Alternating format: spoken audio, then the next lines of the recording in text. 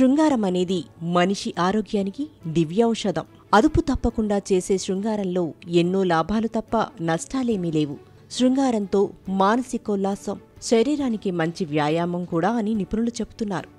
కొన్ని సర్వేల్లో రోజూ వ్యాయామం చేయడానికి బద్దకించి లావుగా అయినా కూడా శృంగారంలో పాల్గొంటే సన్నబడటం ఖాయం అని తేలింది. ముద్దు పెట్టుకోవడం వలన శరీరంలో ఎన్ని క్యాలరీలు ఖర్చవుతున్నాయి, అవి లావు తగ్గడానికి ఏ మేరకు సహకరిస్తాయి అని పరిశీలిస్తున్నప్పుడు పరిశోధకుల దృష్టి ఈ శృంగారంపై కూడా పడింది.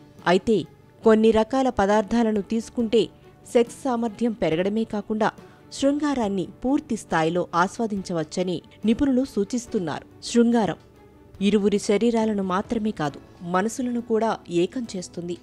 శృంగార జీవితం ఎంత ఆనందంగా ఉంటే వారి దాంపత్య జీవితం కూడా అంతే ఆనందంగా సాగుతుంది. శృంగారంలో పాల్గొన్న తర్వాత శరీరం రిలాక్స్ మోడ్లోకి వెళ్లిపోతుంది. దీంతో వద్దన్నా కూడా నిద్ర ముంచుకొస్తుంది. శృంగారం కారణంగా శరీరంలో ఆక్సిటోసిన్, ఎడార్ఫిన్లు పెరుగుతాయి. అవి నొప్పులను తగ్గించి మంచి నిద్ర పట్టడానికి సహాయపడతాయి.